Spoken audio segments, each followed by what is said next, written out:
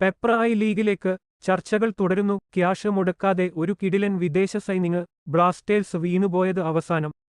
വിശദവാർത്തകളിലേക്ക് കടക്കാം. നിങ്ങൾ ഇതുവരെയും ചാനൽ സബ്സ്ക്രൈബ് ചെയ്തില്ലെങ്കിൽ സബ്സ്ക്രൈബ് ചെയ്യുക.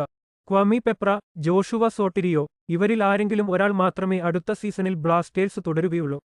ചിലപ്പോൾ രണ്ടുപേരും പുറത്തു പോവാൻ സാധ്യതയുണ്ട്. ഇവരെ വിൽക്കാനോ ലോണിൽ അയക്കാനോ ആണ് ബ്ലാസ്റ്റേഴ്സിന്റെ പദ്ധതി. ഇതിൽ പെപ്രയുമായി ബന്ധപ്പെട്ട് ചില റിപ്പോർട്ടുകൾ പുറത്തുവരികയാണ്.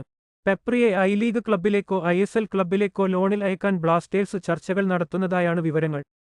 ഏതായാലും ജൂലൈ അവസാന വാരത്തിൽ തന്നെ ഇക്കാര്യത്തിൽ ഒരു വ്യക്തത വരും. താരത്തെ ഐ ലീഗ് ക്ലബിലേക്ക് ലോണിൽ അയക്കാനാണ് സാധ്യത കൂടുതൽ.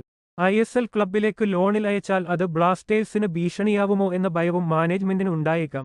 അതേസമയം ലൂണ, നോഹ, മിലോസ് എന്നീ വിദേശ താരങ്ങൾ അടുത്ത സീസണിൽ ബ്ലാസ്റ്റേഴ്സിൽ തുടരുമെന്ന് ഉറപ്പാണ്. ഇവരെ കൂടാതെ വിദേശ സ്ലോട്ടിൽ ഒരു പ്രതിരോധ താരം, ഒരു മുന്നേറ്റ താരം എന്നിവരും ബ്ലാസ്റ്റേഴ്സിലെത്തും.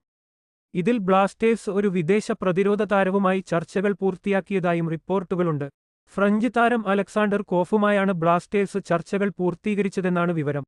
Right back, centre back, defensive mid എന്നീ പൊസിഷനുകളിൽ കളിക്കുന്ന താരമാണ് കോഫ്.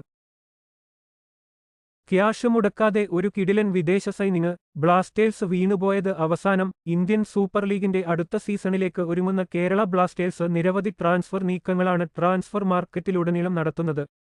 കഴിഞ്ഞ സീസണിൽ മോഹൻ ബഗാനുവേണ്ടി അണിനിരന്ന അർമാൻഡോ സാദിഗു എന്ന താരത്തിനെ സ്വന്തമാക്കാൻ വേണ്ടി കേരള ബ്ലാസ്റ്റേഴ്സ് FC കാര്യമായ ട്രാൻസ്ഫർ നീക്കങ്ങൾ നടത്തിയെങ്കിലും അവസാനം നിമിഷം FC ഗോവ ട്രാൻസ്ഫർ ഡീൽ സ്വന്തമാക്കുകയായിരുന്നു.